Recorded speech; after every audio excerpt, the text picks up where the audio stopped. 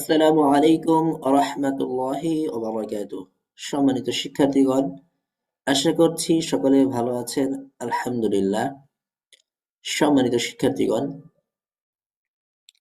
আমরা এর আগের ক্লাসে শিখেছিলাম সহি শুদ্ধ উচ্চারণ করে কিছু হরফ। আমরা আজকের ক্লাসেও কয়েকটি হরফ সহি শুদ্ধ উচ্চারণ করে শিখব। আমরা বেশি সময় নষ্ট করব না, আমরা চলে যাচ্ছি পড়ার দিকে। সম্মানিত শিক্ষার্থীগণ, আমরা এর আগে শিখেছিলাম বা এর আগের ক্লাসটাতে শিখেছিলাম ধা থেকে নিয়ে এই ফা পর্যন্ত সহি শুদ্ধ কিভাবে উচ্চারণ করতে হয় সেটা। আজকে আমরা শিখব হচ্ছে কিভাবে কফ থেকে নিয়ে ইয়া পর্যন্ত সহি শুদ্ধ উচ্চারণ করে শিখবো বা পড়বো। আমাদের এই হরফগুলি কিন্তু অত্যন্ত জরুরি ভাবে সহি শুদ্ধ করতে হবে, কেননা আমাদের যদি এই হরফগুলা সহি শুদ্ধ না হয় তাহলে কিন্তু আমাদের কোরআন তেলাওয়াত সহি হবে না। আর যদি কোরআন তেলাওয়াত সহি না হয় তাহলে কিন্তু আমাদের নামাজ হবে না। আর আমাদের জীবনে যদি নামাজটাই না হয় তাহলে এর থেকে ভুল বা এর থেকে বড় অন্যায় কিন্তু আর কিছু হতে পারে না। তো সম্মানিত শিক্ষার্থী, আমরা দেরি না করে চলুন তাহলে ভালো করে দেখি, শুনি এবং শিখি কিভাবে আমরা এই হরফগুলো সহি শুদ্ধ করে পড়বো। শুরু করছি।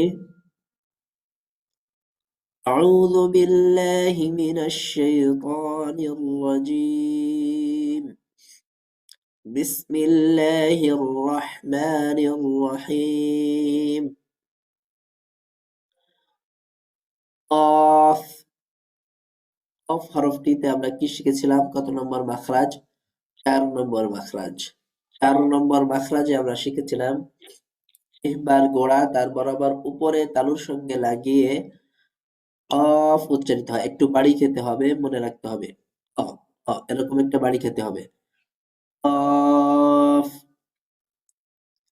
কফ, কফ। আমরা কফ হরফটি কিভাবে পড়তে হবে বা প্র্যাকটিস করতে হবে সেটা ভালো করে শুনবেন, দেখবেন এবং বেশি বেশি প্র্যাকটিস করবেন। আমরা চলে যাচ্ছি পরবর্তী হরফে। কাফ। পরবর্তী হরফ হচ্ছে কাফ। কাফটি কোথা থেকে উচ্চারিত হবে?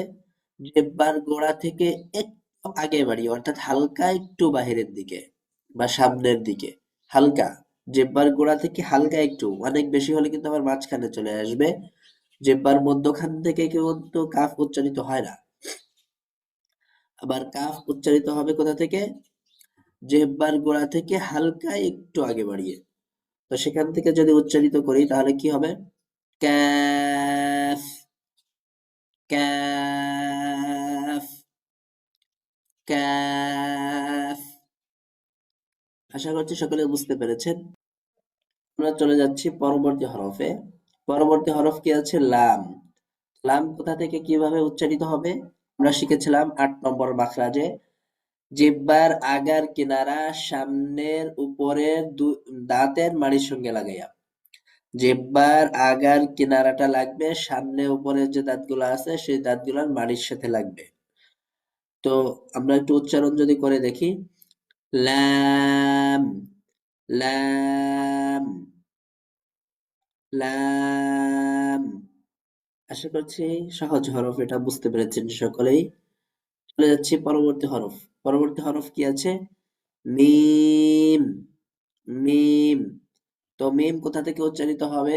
আমরা ১৫ নম্বর মাখরাজে দেখেছিলাম বা পড়েছিলাম যে ২ ঠোঁট হতে মিম উচ্চারিত হয়।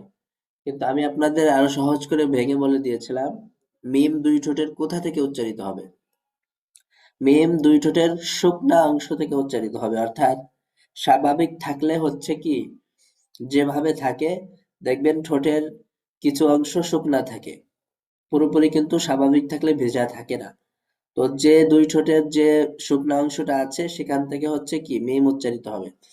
মিম, মিম, মিম।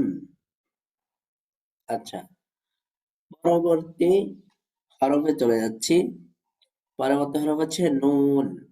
তো নুনটা কোথা থেকে উচ্চারিত হবে? জিহ্বার আগা তার বরাবর উপরে তালুর সঙ্গে লাগিয়ে হচ্ছে নুন উচ্চারিত হবে। নুন, নুন, নুন, নুন। আচ্ছা, আমরা চলে যাচ্ছি পরবর্তী হরফে। পরবর্তী হরফ হচ্ছে ওয়াও। আমরা ওয়াওটাও কোথা থেকে শিখেছিলাম? দুই ঠোঁট হতে। 15 নম্বর মাখরাজ। ওয়াও, দুই ঠোঁট হতে ওয়াও উচ্চারিত হয়। প্রথমে উভয় ঠোঁট দুই দিকে ডানে এবং বামে কিছুটা ছড়িয়ে যাবে, উচ্চারণ শুরু হবে এবং দুই দিকে ছড়াবে। আবার উচ্চারণ শেষ হবে, আস্তে আস্তে উভয় ঠোঁট আবার গোল আকার হয়ে যাবে। গোল আকার হয়ে শুরু হবে, দুই দিক থেকে উভয় ঠোঁট ছড়িয়ে যাবে। দেন হচ্ছে উচ্চারণ শেষ হতে হতে আবার উভয় ঠোঁট গোল আকার এসে ধারণ করবে। Wow, wow, wow, wow. আশা করছি বুঝতে পেরেছেন সকলে।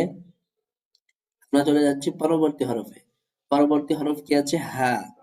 এই হাটি কোথা থেকে উচ্চারিত হবে? হাটি উচ্চারিত হবে কণ্ঠনালীর শুরু থেকে। আমরা বলেছিলাম কণ্ঠনালীর শুরুটা কোন দিকে? যেটা বক্ষের সঙ্গে মিলিত। নিচের দিকে কণ্ঠনালী বা হল্ক। নিচের দিকে যে অংশ বক্ষের সঙ্গে মিলিত সেটাকে বলা হয় হলকের শুরু। তো ওইখান থেকে হায়ের উচ্চারণটা উঠায় নিয়ে আসতে হবে। হ্যাঁ, হ্যাঁ, হ্যাঁ, হ্যাঁ। আশা করছি সকলে বুঝতে পেরেছেন। পরবর্তী হরফে চলে যাচ্ছি। পরবর্তী হরফ আছে কি? হামজা। হামজা, হা মিম জা হা। হামজা, হামজা, হামজা। তাহলে হামজাটা কোথা থেকে উচ্চারিত হবে? কি শিখেছিলাম? হামজাটাও হলকের শুরু থেকে উচ্চারিত হবে। এই যে এই হাটা যেখান থেকে উচ্চারিত হয়, হামজা কি সেখান থেকে উচ্চারিত হতে হবে। হামজা, হামজা, হামজা, হামজা, হামজা।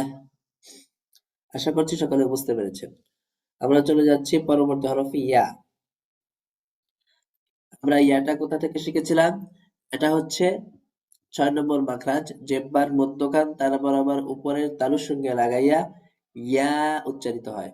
ইয়া, ইয়া, ইয়া, ইয়া, ইয়া, ইয়া, ইয়া, ইয়া। ইয়াটা কোথা থেকে উচ্চারিত হয়? আশা করছি সকলে বুঝতে পেরেছে। তাহলে সকলে ভালো করে, এই ইয়া দুইটা এক জায়গা থেকে উচ্চারিত হবে, তবে দুইটার নাম আলাদা। এটা হচ্ছে ইয়াই মারুফ, এটা হচ্ছে ইয়াই মাজহুল। যাই হোক, হচ্ছে আমরা এই হরফগুলা ভালো করে শুনবো, দেখবো এবং ভালো করে প্র্যাকটিস করবো ইনশাল্লাহ। যাতে আমাদের হরফগুলা সহি হয় সেই চেষ্টা করবো ইনশাল্লাহ। জি, আজকে তাহলে আমাদের ক্লাস এ পর্যন্তই। সকলে ভালো করে দেখবেন, শুনবেন। আমরা কিন্তু লাইভ ক্লাসে পড়াটা শুনবো ইনশাল্লাহ। আসসালামু আলাইকুম ওয়া রাহমাতুল্লাহি ওয়া বারাকাতুহু।